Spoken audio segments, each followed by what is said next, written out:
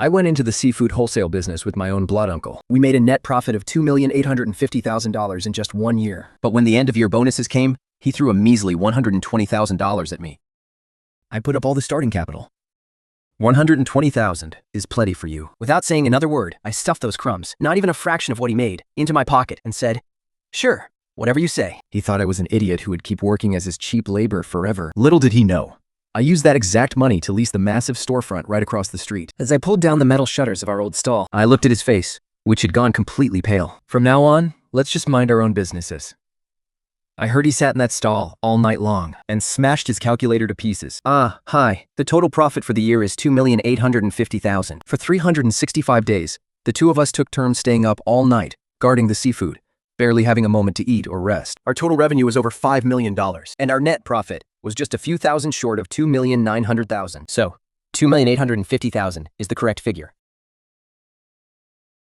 And I was the one who secured our connections with the big restaurants. You just did some heavy lifting. Don't look at me like that.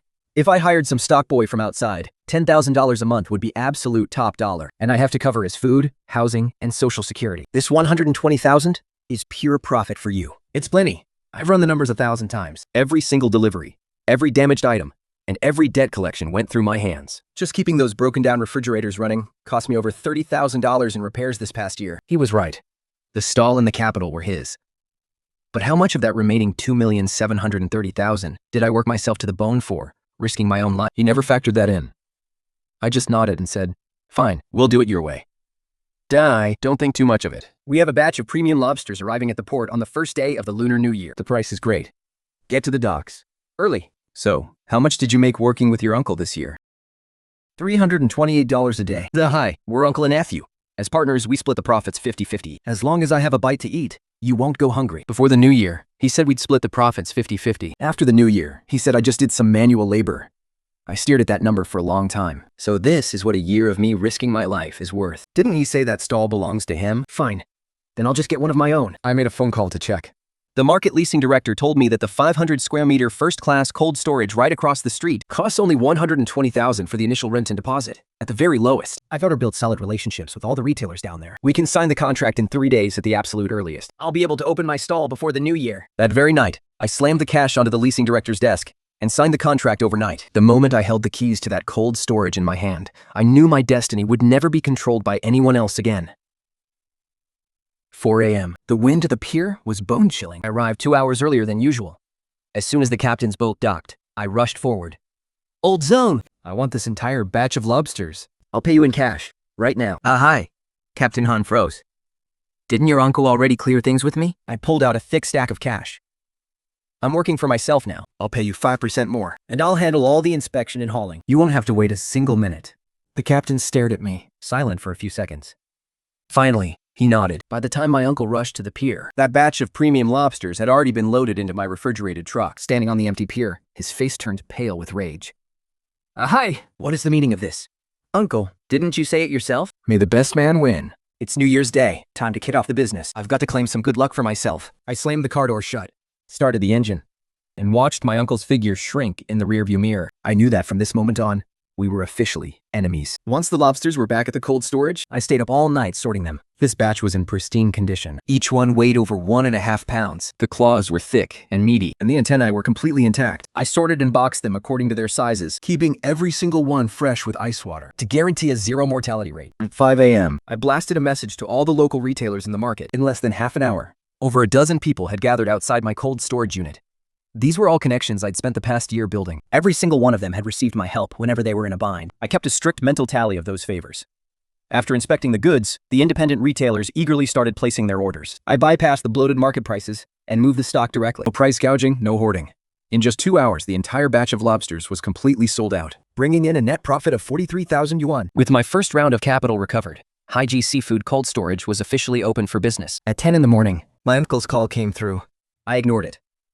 Almost immediately, rumors began spreading like wildfire through the market. Hey, did you hear? I completely fell out with his uncle. He actually went and opened his own stall. Anyone who dares to do business with Ahai can forget about ever getting stock from me again. That was the warning my uncle put out.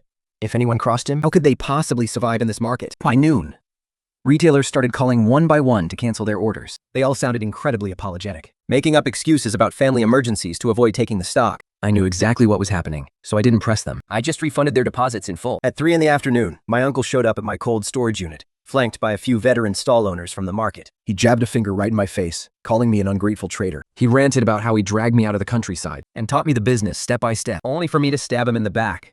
The city? A crowd began to gather, eagerly watching the drama unfold. I didn't bother arguing with him about the 120,000 yuan he owed me. Instead, I just calmly asked him, "What are you here for?" That shut him up instantly. Flustered, he finally spat out a threat. "None of the boat captains or big buyers in this market will ever dare to do business with you. Just wait until you're forced to shut down." He stormed off, and the other owners scurried after him. The crowd slowly dispersed, their hushed whispers echoing behind them. I stood at the entrance of my unit, watching their retreating figures without feeling a single shred of emotion. I've spent a whole year busting my tail in this market. I know exactly which boat docks at what time, and precisely what kind of stock every single retailer needs. I know this place better than anyone. My uncle actually thinks he's cut off my lifeline. But he doesn't realize that real relationships are built with hustle and heart, not sustained by threats and intimidation. That very night, I hung up my new sign. The bold letters reading Hijacked Seafood File Sale stared directly at my uncle's stall. Under the streetlights, it was a glaring eyesore for him. I even posted a notice at the market entrance to hire a warehouse hand. The pay was 12,000 yuan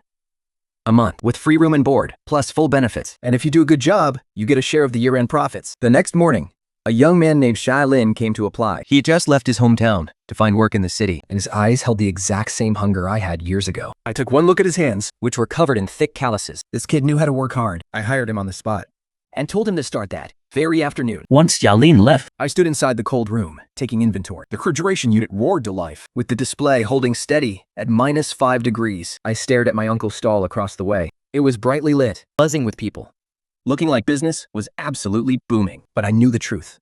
Without me, those ancient refrigeration units of his wouldn't last long. During the scorching heat of last summer, Unit 3 almost gave out entirely. I had to stay up all night, tearing down the compressor and replacing the parts just to keep it running. My uncle doesn't know the first thing about any of this. All he knows how to do is count money and shim for connections. I pulled out my phone and opened my contacts.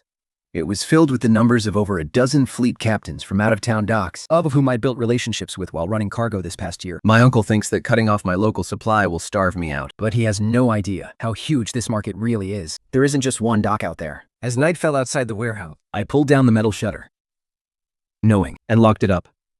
Tomorrow at 3 in the morning, I have to drive 200 kilometers to Nangang Dock. There's a fleet captain there who promised to save a fresh batch of Tokyo groupers for me, just in time for our third day of business. My mom showed up.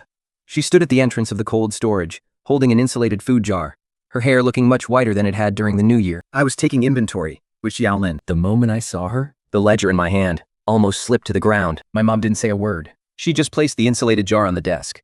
Inside was my favorite pork rib soup. She looked around, taking in this 500 square meter cold storage and staring at the Hijacked Seafood sign hanging on the wall. I told Xiaolin to go back to work and pulled up a chair for my mom. She sat down and remained silent for a long time. Finally, she spoke up, asking if I had really fallen out with my uncle. I nodded.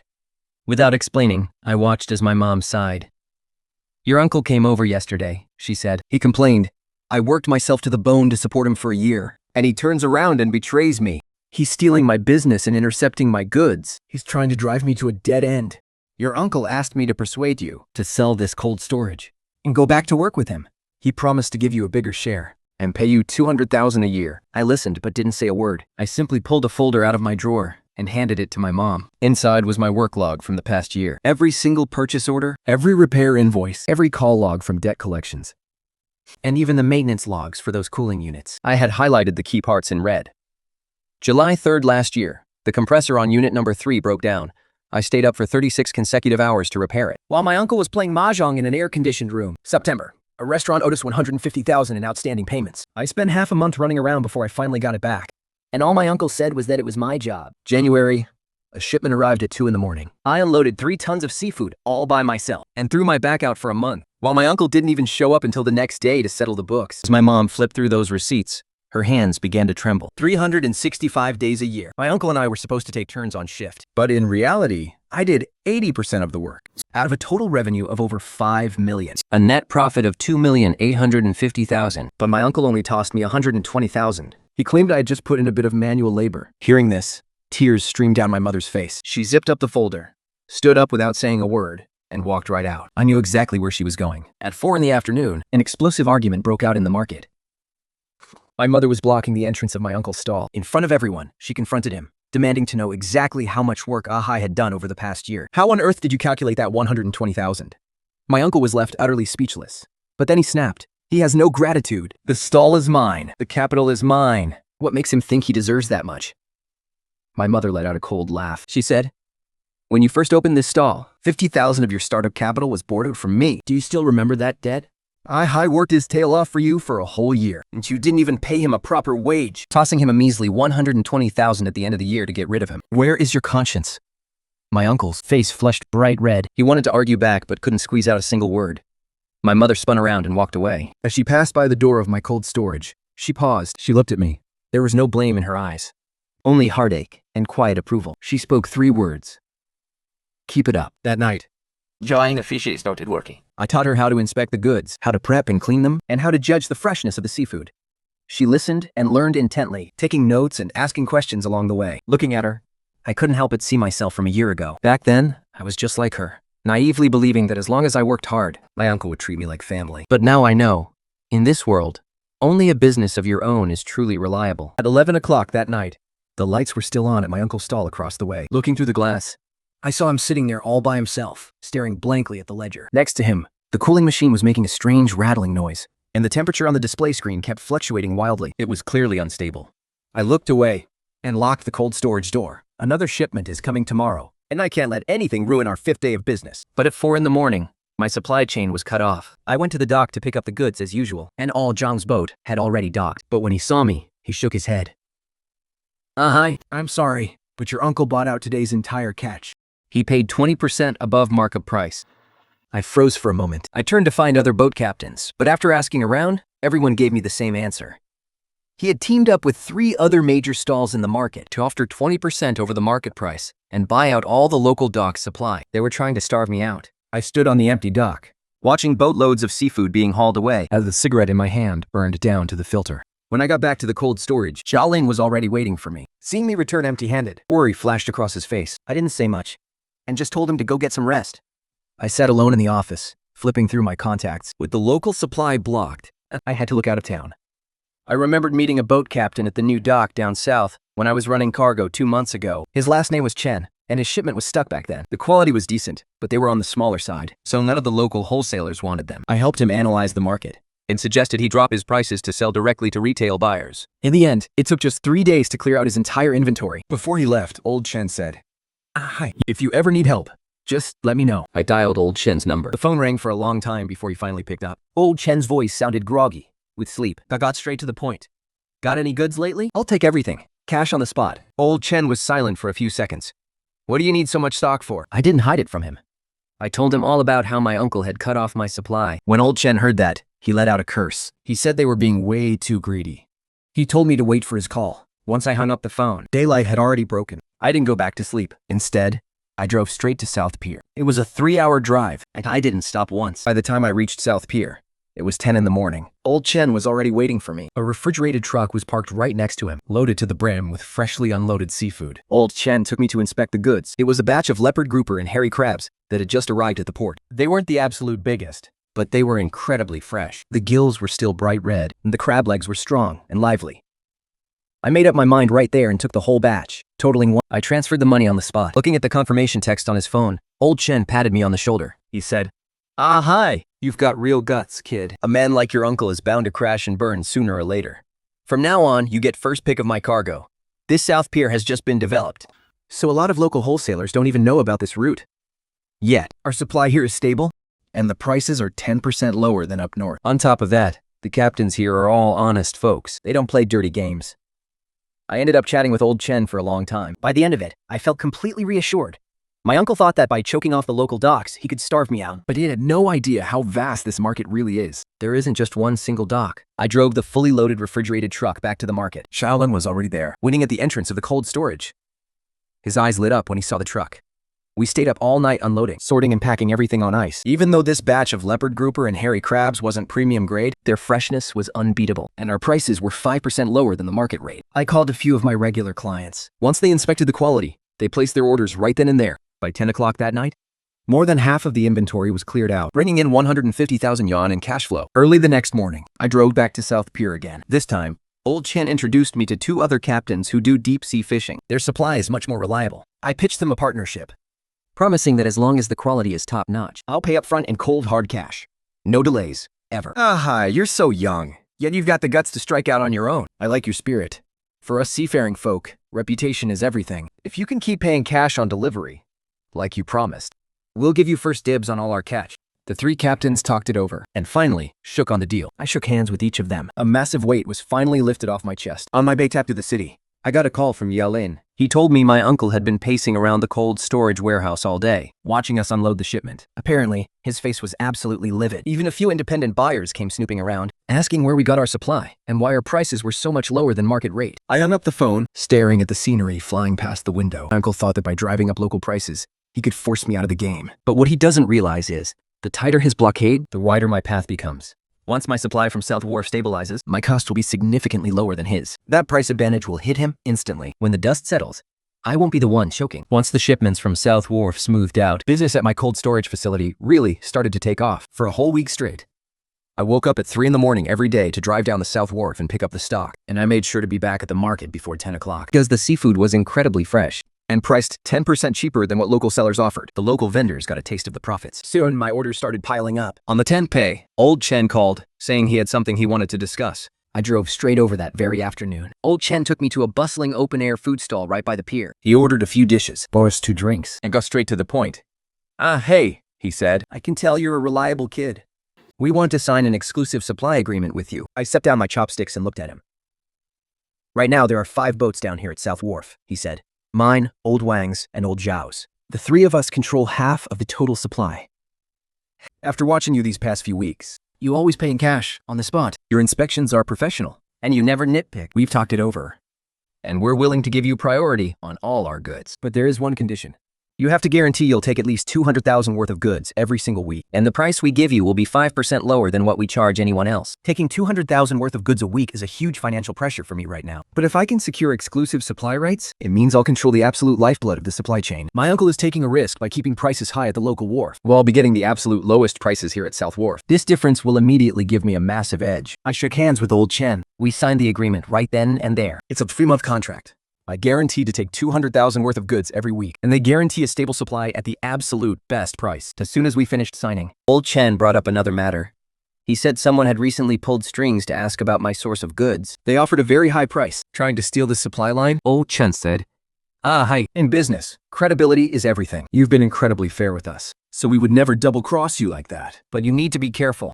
Your uncle has been operating in this local market for years, and he has plenty of dirty tricks up his sleeve. I nodded, knowing exactly what I was dealing with. By the time I got back to the market, it was already 9 in the evening. Xiaoling was still in the cold storage, sorting through the goods. When he saw me, he rushed over and said, We had 3 more individual vendors place orders today, and a restaurant owner wants to talk about a long-term partnership.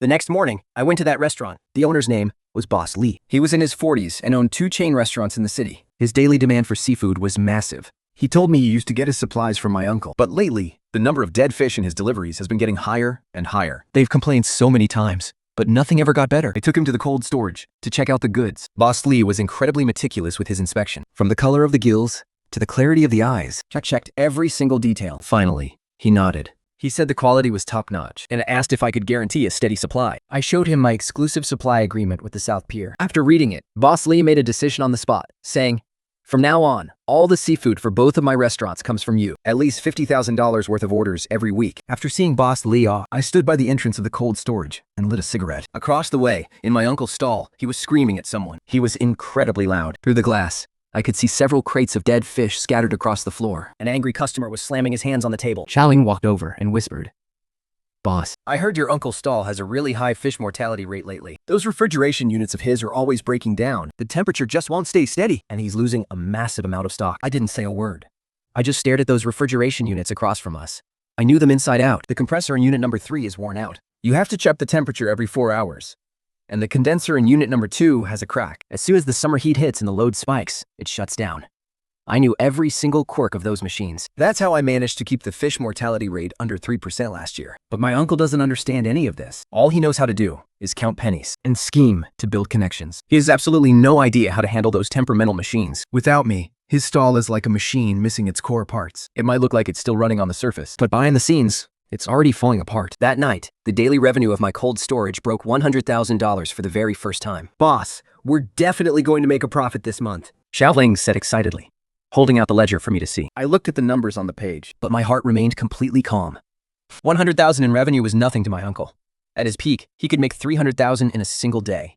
But now that my supply from that pier is secure and big clients are rolling in, the next step is to slowly claw away at his market share, piece by piece. At 12 o'clock midnight, the lights across the way at my uncle's stall were still on. He was sitting there all by himself, staring blankly at a pile of dead fish. The refrigeration unit beside him let out a harsh, screeching noise. The temperature on the display screen was fluctuating wildly. Lock up the cold storage. Tomorrow at 3 in the morning, another crucial batch of king crabs is arriving at the South Pier. It was the third week after the exclusive supply agreement was signed. The daily revenue of my cold storage had stabilized at over 120,000 yuan. That afternoon, old Chen suddenly called me. His voice was heavy. Hi. Someone approached them, offering a price 20% higher than yours, wanting to buy out the entire supply from the South Pier. The other party was one of the big bosses in the market, the one closest to my uncle. My heart sank. I knew my uncle was finally playing hardball. Hi. That price is indeed tempting, but the few of us discussed it. And doing business is all about credibility. We only signed the contract 3 weeks ago. We can't just change our minds on a whim. I'm calling to warn you. Your uncle is going all out this time. Thank you, old Chen. That very night, I drove down to the South Pier. All 3 boat captains were there. I treated them to dinner. But throughout the meal, I didn't bring up raising the price at all. Instead, we just talked about how tough it is out at sea and discussed the current market trends. Old Meng mentioned his son was going to college next year, and we was still quite short on the tuition. Right then and there, I said, Brother Wang, I'll cover the tuition.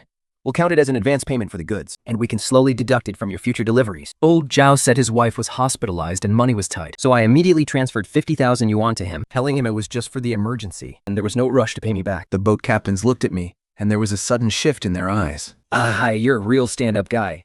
No matter how high your uncle's offer is, we won't budge. Old Chen raised his glass and said, I clinked glasses with them, and my heart finally felt at peace. By the time I returned to the market, it was already late at night. Sitting in my office, I calculated my moves. The supply from the South Pier was secured, but my uncle definitely wouldn't let this go. If he couldn't poach old Chen, I knew he'd find another way to strike. Sure enough, rumors started flying all over the market. Some claimed my stock was smuggled, and that I didn't have quarantine certificates. Others said my cold storage facility was violating regulations and could be shut down at any second. Some even rumored that I was related to the boat captain, meaning my supply chain was totally unstable. These rumors were spread with such vivid detail. They sounded incredibly convincing. Before long, clients started calling me to ask what was going on. I didn't panic. I immediately took photos of the South Pier's quarantine certificates, my cold storage business license, and our supply agreements, and dumped them all into the wholesale group chat. The rumors instantly fell apart, but my uncle wasn't done yet. Suddenly, inspectors from the market administration showed up at my cold storage facility. They claimed they received an anonymous tip accusing my refrigeration equipment of being subpar and ordered me to shut down for inspection. But I was one step ahead. Before opening the facility, I had fitted all the equipment to meet the highest industry standards. From fire safety permits to environmental certificates, I had absolutely everything in order. The inspectors searched for 2 hours but couldn't find a single flaw. In the end, they had to leave empty-handed, looking completely embarrassed. After sending them off, Zhao Lin leaned in and whispered, It was your uncle who reported you to the administration. I just nodded. These predictable little tricks couldn't touch me. That very afternoon, my daily revenue broke 150,000 yuan, officially surpassing my uncle's market stall. The news spread like wildfire through the market. Everyone was gossiping about it. This kid has really made it. By evening, a crowd of angry creditors gathered in front of my uncle's stall, demanding their money to block my supply chain. Over the past few weeks, he had been overpaying to hoard stock at the local docks, while conspiring with other stalls to inflate prices. His cash flow was now stretched to the breaking point. On top of that, his seafood spoilage rate remained sky high, leading to a massive loss of clients. He was backed completely into a corner. Shahin told me, Your uncle's number 3 freezer broke down again today. An entire crate of king crabs died. He lost at least 80,000 yuan. I knew that number 3 machine all too well. When it broke down for the first time last summer, I stayed up for 36 hours straight just to fix it. I knew every single part of that machine and every one of its temper tantrums. But now, it was no longer my responsibility. That night, Boss Lee called. He said a friend of his wanted to source goods for me, too. The friend runs another restaurant chain in the city. He'd need a weekly volume of at least 70,000. I agreed to pay him a visit the next day. After hanging up the phone, I stood by the entrance of my cold storage. The lights in the stall across from me were still on. Through the glass, I could see my uncle sitting there all by himself. There was a pile of bills spread out in front of him. His hair seemed to have gotten even whiter from behind. He looked incredibly old. I pulled my gaze away. I locked up the cold storage. Tomorrow, we had a batch of wild yellow croakers coming in. Customers had already pre-ordered 200,000 worth of stock. People in the market were starting to whisper. They said my uncle's stall wouldn't last much longer. Those old refrigeration units of his were constantly breaking down. The fish spoilage rate had skyrocketed to 15%. Many of his regular customers were already switching over to me. After sorting the last batch of goods, Yalan excitedly said, Boss, our net profit this month is going to break 500,000. I looked at the numbers in the ledger. My heart felt completely calm. 500,000 was nothing to my uncle during his prime. But to me, this was my very first pot of gold. Truly mine. Late at night, I locked up the cold storage and got ready to head home. As I passed my uncle's stall, I saw him still busy inside, trying to fix unit number 3. His movements were so clumsy. This moment, clearly, he didn't understand the wiring or the parts at all. I stood outside, watching for a moment. But in the end, I still turned and walked away. Once our daily turnover stabilized at 150,000, my uncle started a price war. That morning, news suddenly spread through the market that my uncle was slashing all his seafood prices by 20%. He was selling at a loss. Hearing this, a crowd of retail buyers immediately rushed to his stall. Galen Red Lord asked, Boss, Should we cut our prices too? I shook my head. I knew exactly what my uncle was trying to do. He wanted to drag me down with a price war, forcing me to either match his price cuts and lose money, or sit back and watch my customers walk away. But he miscalculated one crucial thing. My costs are 10% lower than his. My supply is way more stable. More importantly, I didn't need to play his pricing game. I had Shaolin purchase a batch of insulated coolers and refrigerated delivery trucks. I was going to upgrade our service, focusing on zero dead fish and absolute punctuality, and take the high-end route. Shaolin didn't really get it. He said, Everyone is fighting over prices right now. Is doing all this actually going to work? I replied. When a price war reaches the end, it's all about who goes under first. Instead of burning out with him, let's take a different path. For the next 3 days, I didn't drop my prices at all. Instead, I poured all my energy into improving our service. I personally inspected every single batch before it left the warehouse, making sure there wasn't a single dead fish. Delivery times were precise down to the half hour. Whenever a customer needed their order, I made sure it arrived exactly when they wanted it. At first, a few retail buyers were indeed lured away by my uncle's low prices, but it didn't take long for trouble to start. To keep his prices low, my uncle started sourcing cheap stock from sketchy small piers. The quality was all over the place. And to make matters worse, his cooling systems kept breaking down, causing the rate of dead fish to skyrocket. Many retailers realized that while they seemingly saved 20% up front, once they calculated the actual losses from the dead stock, they were actually losing money. By the 5th day, some of those buyers started coming back to me. They said, We don't mind paying a bit more, as long as the quality is consistent. I didn't say much to rub it in. I just supplied them as usual, and gave them the same top-tier service. Then Boss Lee called. He told me his friend had finished his evaluation and decided to hand over all his seafood orders to me. It's one of the biggest restaurant chains in the city, with a weekly volume of at least 100,000. Boss Lee added, My friend actually visited your uncle's place first, but his supply is way too unstable and he has far too many dead fish. Your prices might be a little higher, but you deliver fresh fish right on time. For a restaurant, that's what actually matters. Later, I met up with Boss Lee's friend, and we signed a partnership agreement right on the spot. Starting next week, all of his weekly orders, worth 100,000, will go through my cold storage.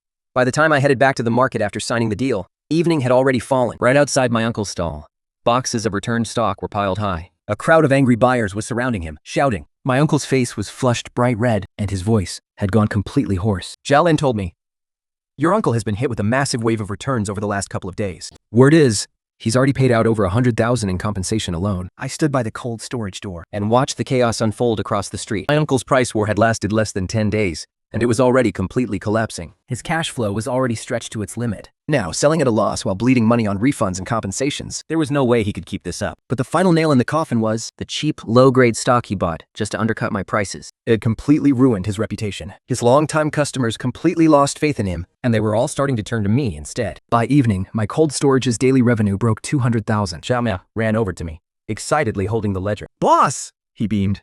Our net profit this month is going to clear 800,000. I stared at the numbers on the page, feeling completely calm. A price war was never about who could slash their prices the lowest. It was about who had the strength to outlast the other. My uncle thought he could bleed me dry with a cheap price war, but he didn't realize that the real competitive edge is quality and service. Late into the night, the lights across the street were still on. My uncle was sitting there, all by himself, buried under a mountain of unpaid bills and returned invoices. His phone kept ringing off the hook. No doubt his creditors demanding their money. I calmly locked up the cold storage and got ready to call it a night. Tomorrow, I have a batch of premium Australian lobsters to ship out. That's the very first order for Boss Lee's Friends restaurant, and I can't afford a single mistake. As I walked toward the market gates, I looked back one last time. My uncle's stall looked incredibly deserted in the dark of the night. The sign that had hung there for over 10 years was swaying in the wind, making a sharp, creaking noise. People in the market were already whispering behind his back, saying my uncle went too far with this price war. Instead of dragging Ahai down, He ended up dragging himself right into the mud. some were even saying that if things kept going this way, my uncle's stall wouldn't even survive the month. I didn't join in on the gossip.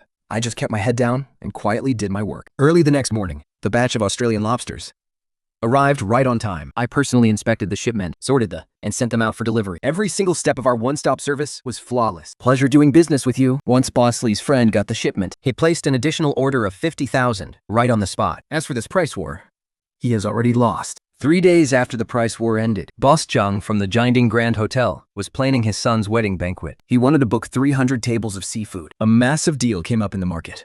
Boss Zhang from the Jianding Grand Hotel, the biggest buyer in the city, was hosting his son's wedding banquet, and he was ordering 300 tables of seafood. The volume was absolutely massive. Whoever could lock in this deal would basically secure a permanent foothold in this market. Boss Zhang had been running his hotel for 20 years, and it had always been the go-to choice for high-end banquets. Over all these years, he had always sourced his seafood from my uncle. The two of them were as close as brothers. The wedding banquet was scheduled for Saturday, and they began preparing the inventory 3 days in advance. To secure this deal, my uncle sank almost all of his remaining funds into it. He sourced inventory from every dock he could find, desperately trying to use this opportunity to make a comeback. On Friday afternoon, news suddenly broke out in the market that something had gone terribly wrong at the Jianding Grand Hotel. Xiaolin ran over, panting, and said that the batch of seafood my uncle supplied had a massive problem. Half of the king crabs were dead, and the Australian lobsters weren't fresh at all. Boss Zhang is flying into a massive rage at the hotel right now, demanding that my uncle restock the goods immediately, or they would cancel their partnership for good. Standing by the entrance of the cold storage, I could see from afar that my uncle's stall was in absolute chaos.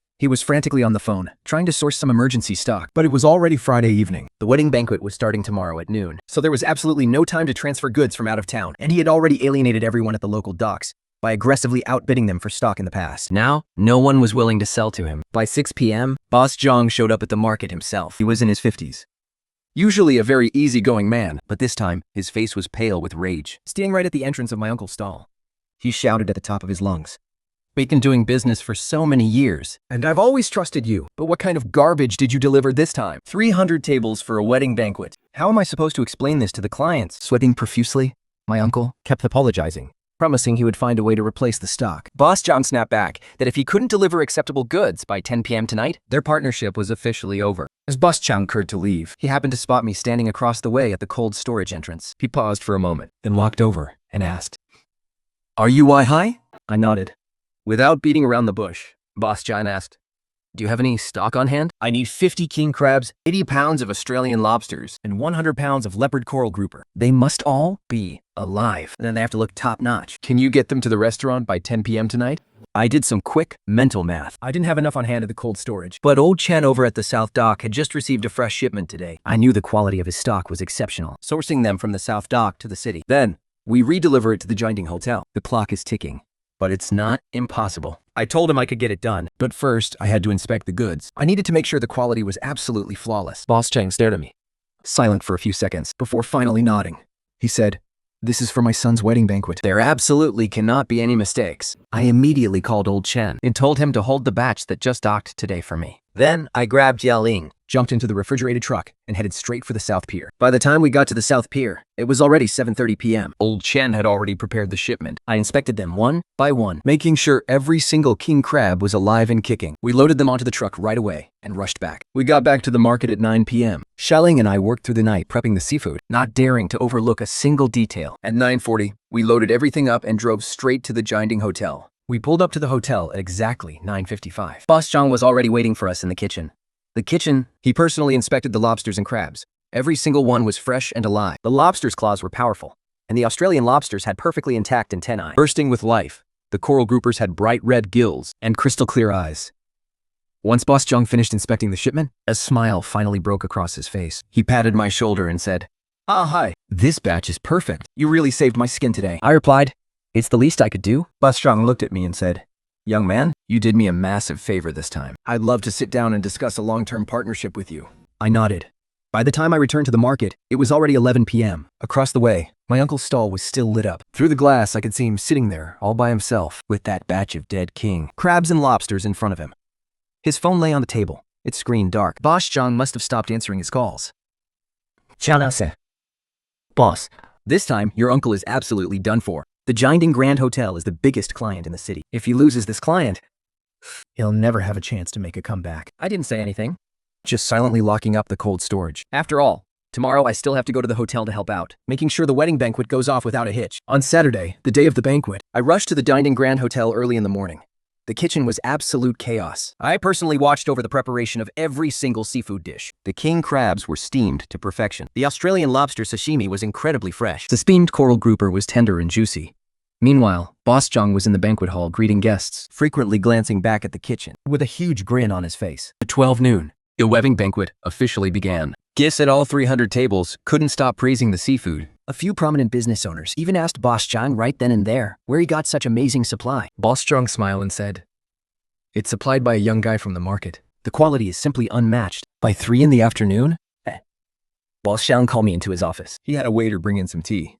Pipe down and lit a cigarette. Boss John said, "This wedding banquet really showed me High's true colors. I owe you big time for this. Otherwise, my reputation would have been completely ruined.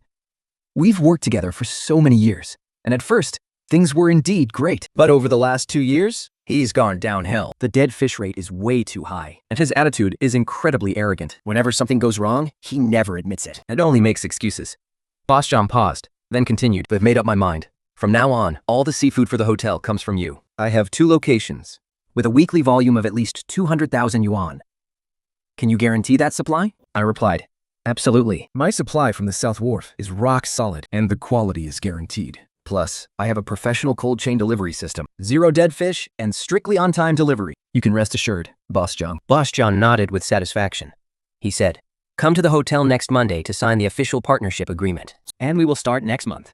All right, if we lock down this deal, My cold storage's daily revenue will steadily hit over 300,000. It will completely surpass my uncle's business back in its prime. Driving back to the market, I received several phone calls. They were all from restaurant owners who had attended the wedding banquet, asking if I could supply them. I wrote down every single one of their contacts and scheduled times to visit them. Word was already spreading around the market. Everyone was saying that once I secured the Jinding restaurant order, he was really going to take off. At 8 o'clock in the evening, I stood at the entrance of my cold storage, watching my uncle's stall across the way. The lights were still on, but it was completely empty inside. Only my uncle sat there, all by himself. A pile of bills was spread out in front of him, and he kept frantically tapping away on a calculator. Saling walked over and whispered, "Boss, I heard your uncle went to beg Boss Jong for mercy today, but Boss Jong wouldn't even let him in the door. And people are saying he got completely stuck with all the stock for the wedding banquet, losing at least 300,000. I didn't say a word, just lit a cigarette. My uncle was truly finished this time, losing his biggest client, the Jinding restaurant. Its cash flow was completely shattered. On top of his losses from the previous price war, and the crushing interest from those loan sharks, he just couldn't hold on anymore. People in the market began whispering behind his back, saying the stall wouldn't even survive the month. Some even said those outdated refrigeration units of his were completely dead, beyond any hope of repair. The next day, I paid a visit to the restaurant owners I met at the wedding banquet. They ran some of the most famous restaurants in the city, so their standards for seafood were incredibly high. I took them to my cold storage to inspect the stock and gave them a detailed breakdown of our South Pier sourcing and delivery services. The owners were highly impressed and signed letters of intent right on the spot. Coupled with the Jinding restaurant order, I now had long-term partnerships with 5 major restaurants with a weekly volume exceeding 400,000. Yaling said excitedly, "Boss, we've really made it this time."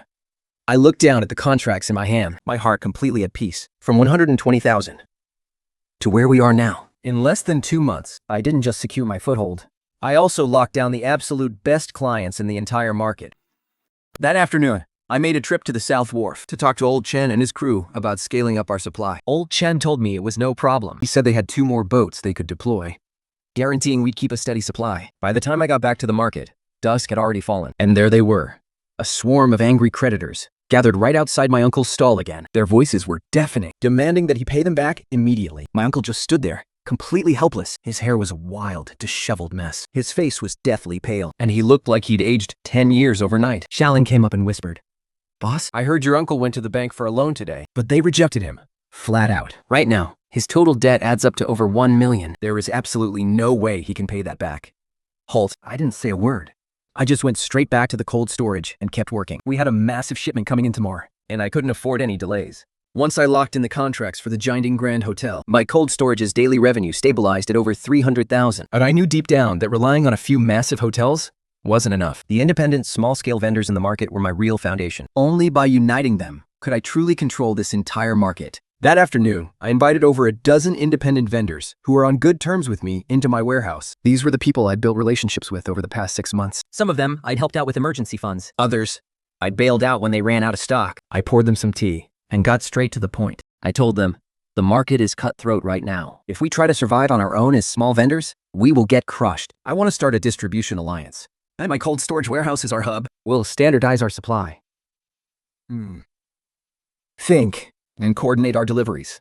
We stick together, we survive together, and we share the profits. The vendors looked around at one another, murmuring in hesitation. Finally, someone spoke up.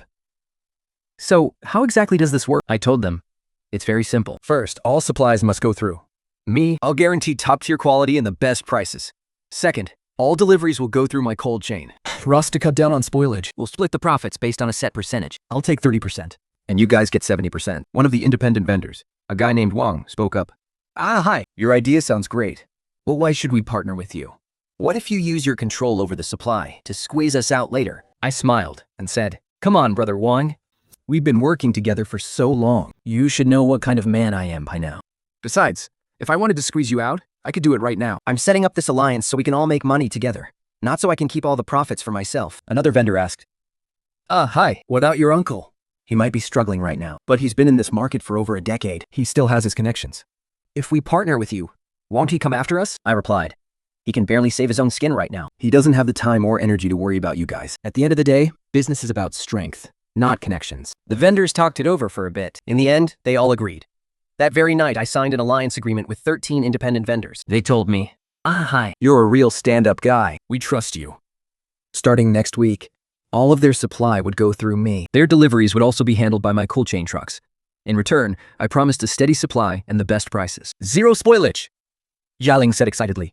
Boss, we've actually consolidated the entire market this time. Once this supply and marketing alliance is up and running, I'll control most of the supply and sales in the market.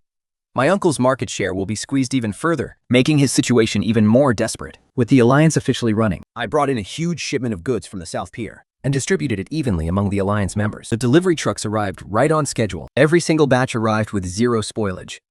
When the vendors got their hands on the goods, they all gave me a big thumbs up and said, banding together like this makes our business better and better. Word quickly spread throughout the market that hi had set up a supply and marketing alliance, and over a dozen independent vendors had already joined. Everyone was sticking together to thrive. Business was absolutely booming. When my uncle heard the news, his face looked worse than ever. I had already squeezed his market share down to almost nothing, and now that I'd united the independent sellers, he had absolutely no way to compete. Shalikin came up and said, Boss, your uncle went to find some of the independent sellers again today. I tried to win them back, but nobody would give him the time of day. Some even told him right to his face, we're working with Ahai now. His supply is stable. His prices are fair. Why on earth would we go back to you? The source...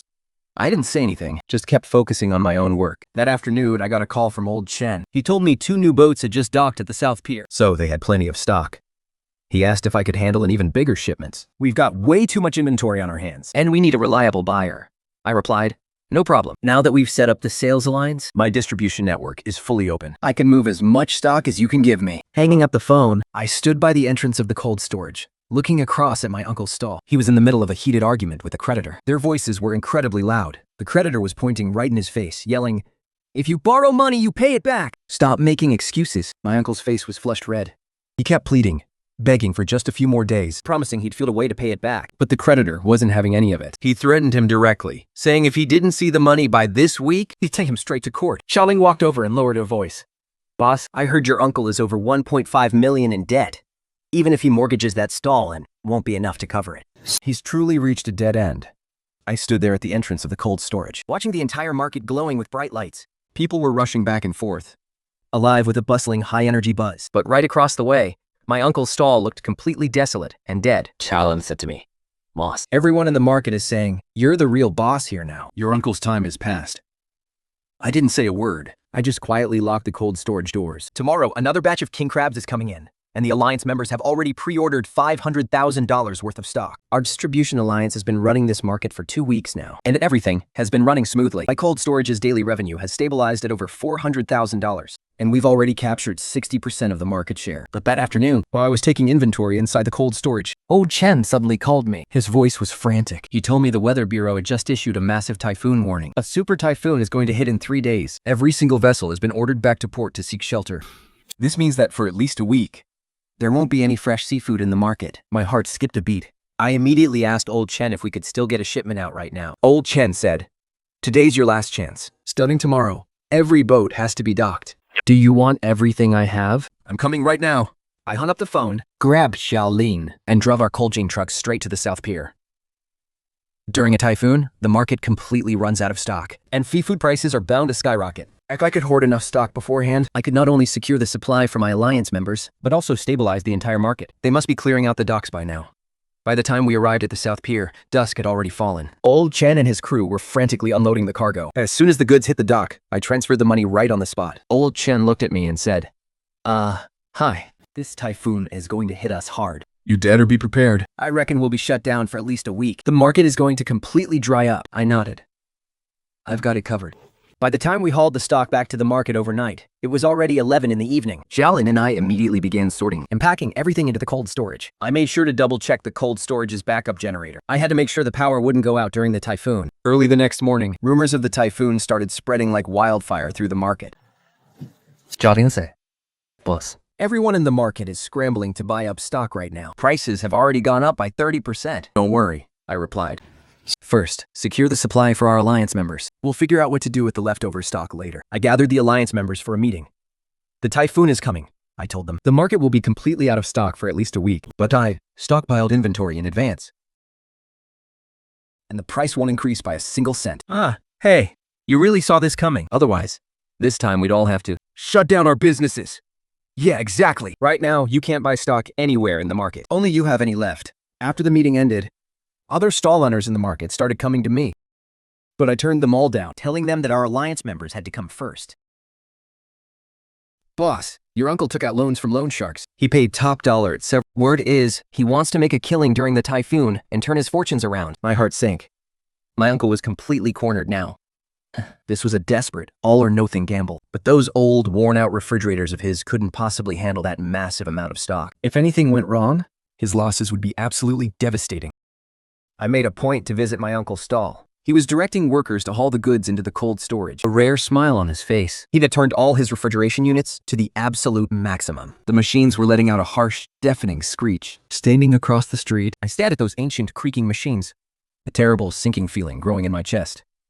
"Boss," Xiaolin whispered, "your uncle stockpiled at least $500,000 worth of goods this time." I slowly shook my head. That night, the cooling system was running perfectly. The backup power generator test was complete, ready to boot up in a moment's notice.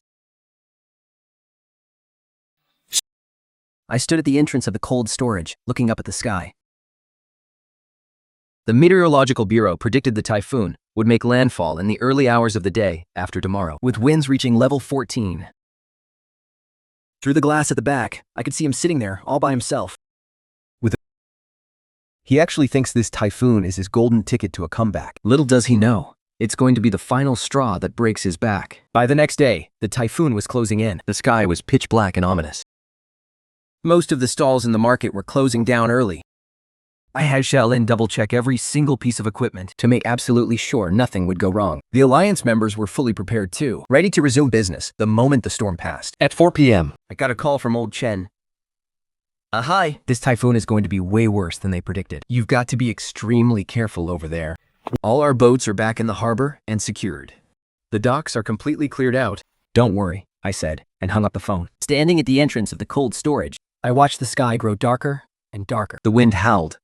Across the street, in my uncle's stall, he was still busily rushing around, but then I noticed the display screen on his unit number 3 cooling machine started to flicker. The temperature reading was wildly unstable. My chest tightened. I knew that machine all too well. That flickering was the warning sign of an imminent breakdown. And then, The typhoon hit. In an instant, violent winds and torrential rain swept across the entire city. Billboards on the streets were being blown all over the place. Massive trees were snapped right in half. The market was plunged into pitch darkness. Only the emergency lights of a few stalls were still flickering. Yal and I stayed on guard inside our cold storage, our eyes glued to the equipment. The cooling system was running perfectly, and the temperature was holding steady. Our backup generator was on standby. Then, at 4 in the morning, The market suddenly lost power. I immediately fired up the backup generator. The lights in our cold storage flickered back on, and the cooling system roared back to life. I let out a long sigh of relief. This is exactly why you always prepare ahead of time. Shaolin pressed his face against the window, looking outside. Suddenly, he gasped. "Boss, I think something's wrong over at your uncle's stall." I walked over to the window and peered through the sheets of rain at my uncle's stall across the way. It was pitch black. His cooling systems had completely shut down. He was scrambling around inside with a flashlight, desperately searching for a backup power source. But of course, he hadn't prepared a single thing. False. If his power stays out, all of his stock is going to rot. I didn't say a word.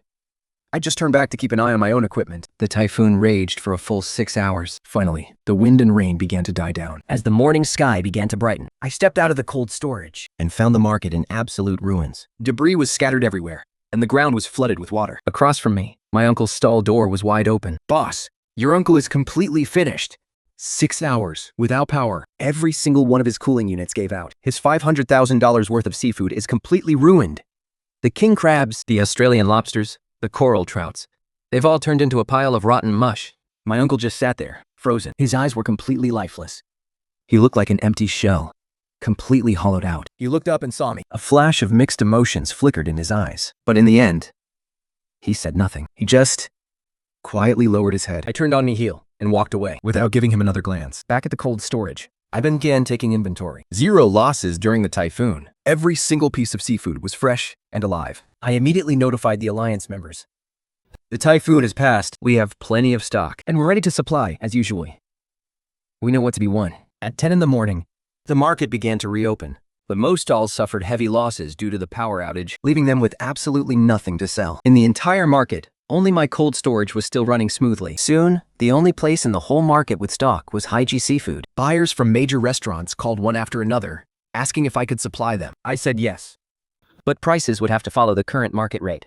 Our Alliance members get priority supply at the same original price. Everyone else pays the market price.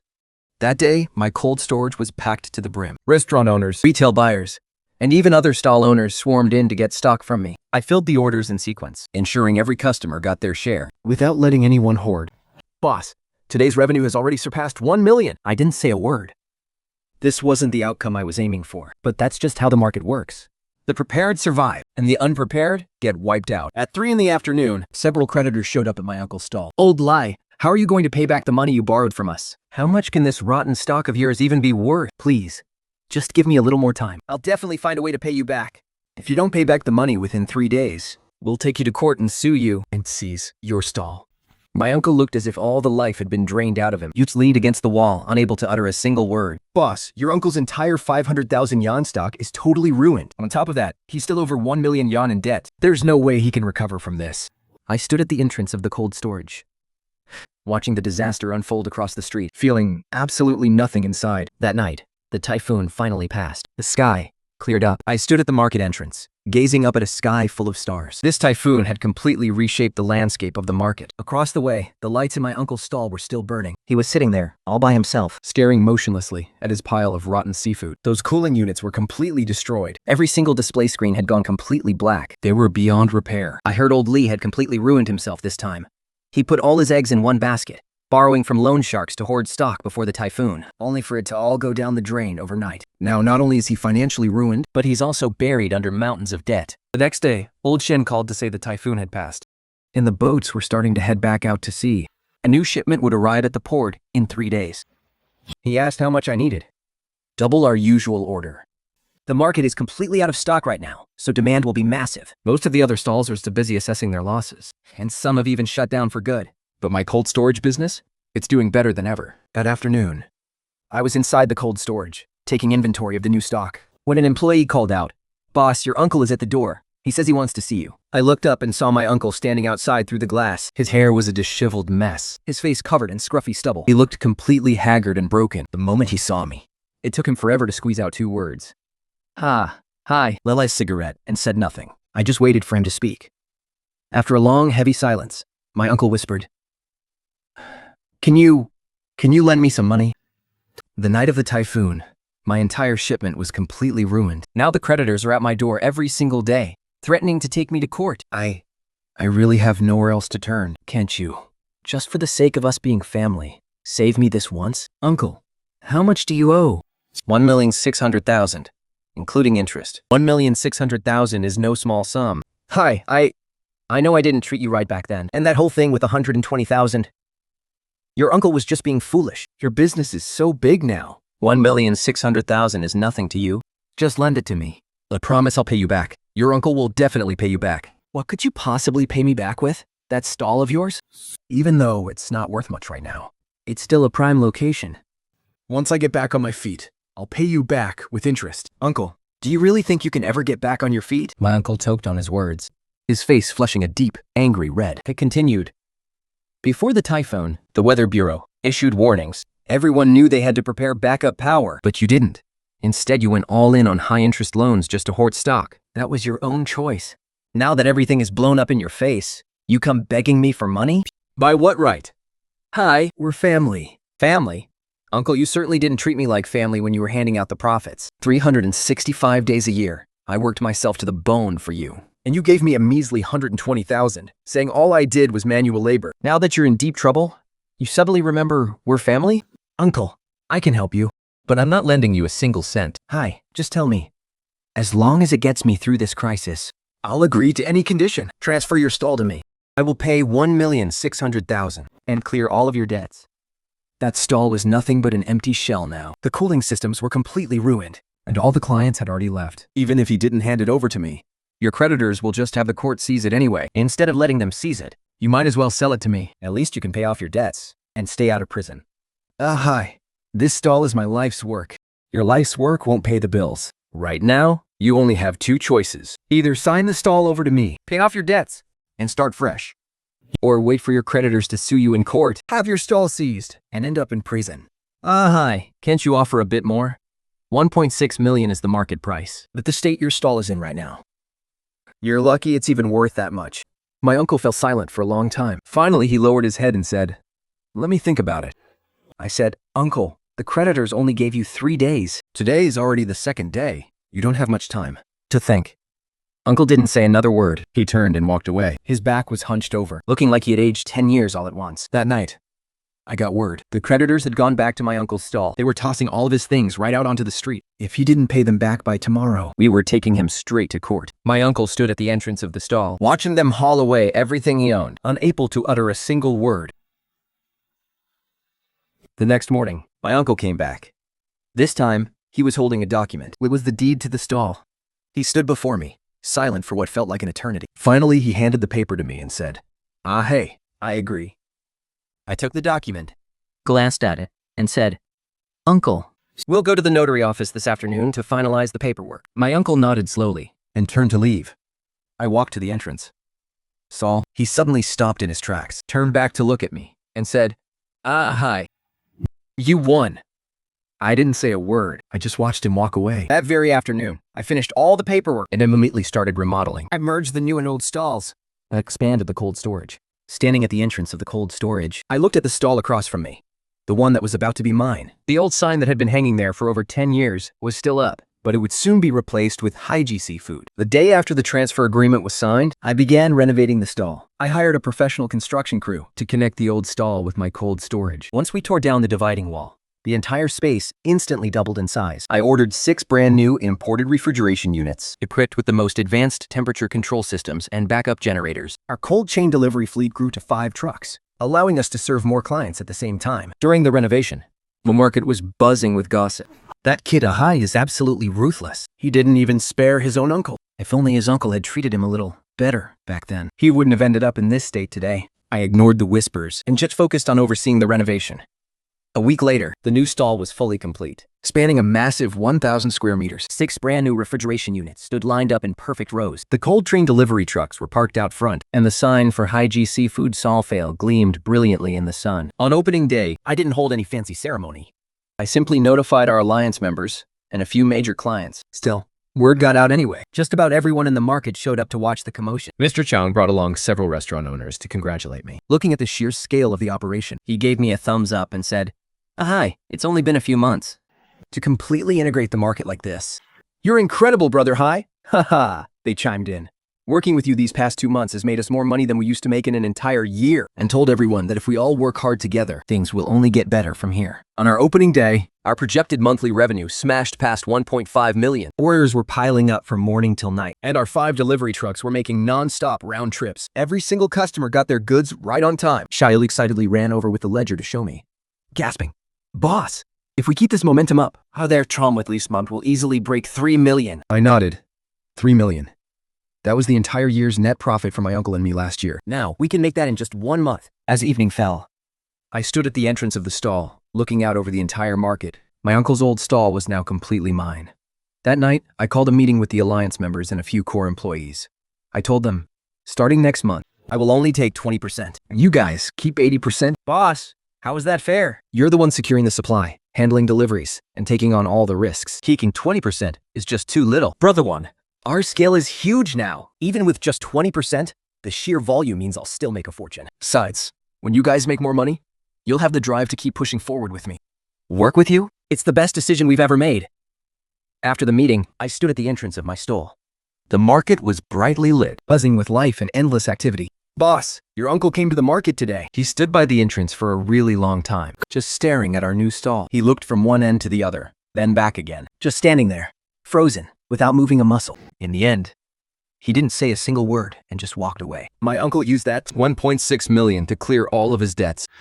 But the foundation he spent over a decade building in this market was completely gone. Late that night, I locked up the stall and got ready to head home. As I walked past the market entrance, I saw a familiar figure standing in the shadows. His eyes filled with a complex mix of emotions. I walked over and stood right beside him, and for a long time, neither of us said a word. And finally, there's a hi. Keep up the good work, he muttered. With that, he turned and walked away. I stood at the entrance of the market, watching his silhouette fade into the dark night. His shoulders were slumped, his back hunched over, walking so slowly. He didn't have a single shred of the pride and swagger he once had as the market's biggest boss. Going from having only 120,000 to where I am today, in less than 3 months, I managed to pull off the ultimate comeback. The biggest stall in the entire market. Most reliable suppliers. The highest paying clients. They're all in my hands now. This whole market belongs to us now. Looking back at this past year, that afternoon, I gathered all of my employees and Alliance members. We set up over 10 tables for a massive feast right inside the new stall. 贾玲楼前 Every single person who fought tooth and nail alongside me was sitting there. I stood up, raised my glass, and said, this past year, thank you all so much for standing by me. And I always keep my word. I handed him a thick, red envelope. Inside was 200,000. He started out with a monthly salary of only 12,000. All 13 of the independent vendors received their bonuses too. Jalin and the vendors were so choked up with emotion, they couldn't even speak. As long as you guys stand by me, I will never, ever let you down. Let's keep working hard next year, and things will get even better. Brother Hai, there are no words to describe how grateful we are. This drink says it all. Brother Hai is the best boss ever. Hai, you really are a man of honor and loyalty. Hai is as loyal as they come. We can't go wrong following Hai. Gumpin-chan, without you all, I wouldn't be where I am today. You all gave me the absolute best. If it weren't for him, we'd still be working for someone else, scraping by on a measly salary. The success is ours. We built this together. It's not just my credit. It was already deep into the night. She said that since our grand opening,